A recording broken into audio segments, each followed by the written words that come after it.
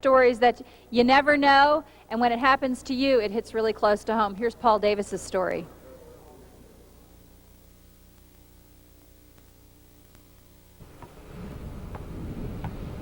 This is Casey, the fourth of my 5 children, enjoying this telethon weekend. These pictures actually filmed Saturday morning.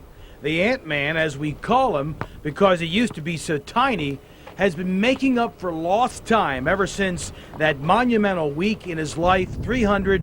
A year ago this weekend, Casey underwent major open heart surgery. He had a condition called atrial septal defect. In your heart, there's 2 major chambers of blood, the used blood and the unused blood. There's a wall that separates the two. Casey had a hole in that wall, and so the good blood was being tainted by the bad blood. The doctors had to go in there and patch that hole. Not a life-threatening situation, but if left unchecked, 10 years could be shaved off of Casey's life down the road. What's interesting is we discovered this atrial septal defect by way of a simple routine physical. Casey, the Ant-Man, wanted to run track at Lakeside Middle School. We were really surprised at the news they gave us, weren't we? Yes, we were. We were shocked. You remember the thoughts that were going through your mind waiting for the day that you would go in and be operated on? I was kind of scared and worried, but happy at the same time to get it over with. Casey, isn't it kind of weird to think that they sawed open your chest, moved your ribs, put your heart on ice, and then shut it down and worked on it? Yeah, that's kind of scary to think about, but yeah, it's amazing how they can do that. You felt pretty bad, and you likened it to something. Remember we said you're going to feel like this? Like someone hit me in the chest with a baseball bat. We had joked about that. Did you feel that way? Yes, I did. Everything went perfect. Surgery on Tuesday. Casey was able to visit with his brothers and sisters by Wednesday night. Nobody was more relieved than his brother Shane. They're actually the best of friends. I want you to take me back and share with the people at home your feelings the week that he was in the hospital. I was just feeling, before the surgery, I was just feeling that I don't know how he could handle it so well.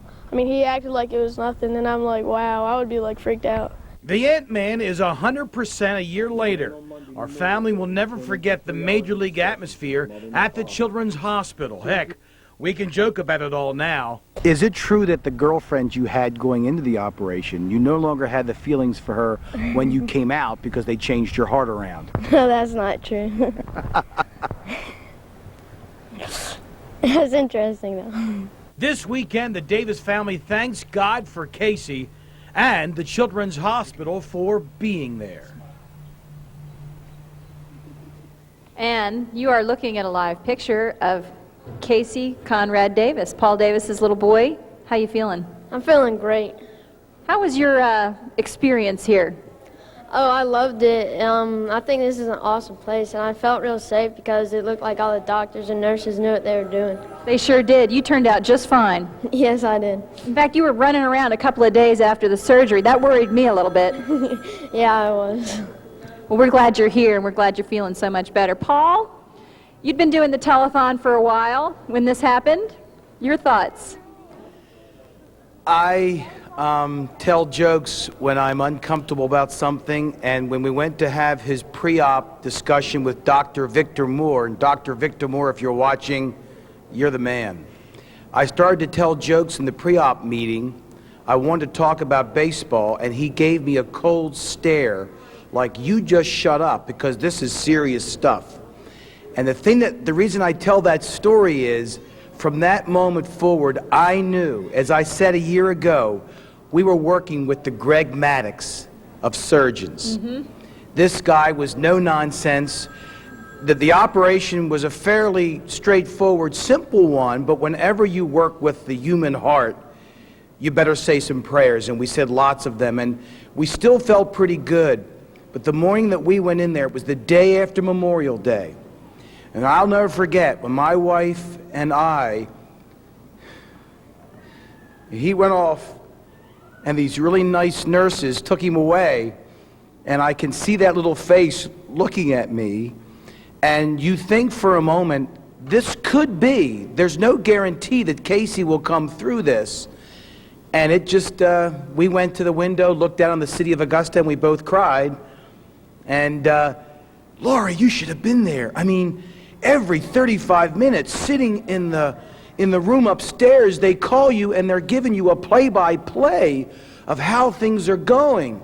And things are going perfect, and all of a sudden they say, he's all sewed up, he's coming out, and then 10 minutes later, there's been some additional bleeding, they're gonna have to open him back up, and you're freaking out. You're thinking, this is not gonna be good. But this place rocks, man, I'll tell you. This is the Children's Hospital, and it will go down in history in my life as one of the most wonderful 4 days. I slept here every night, next to his little bed.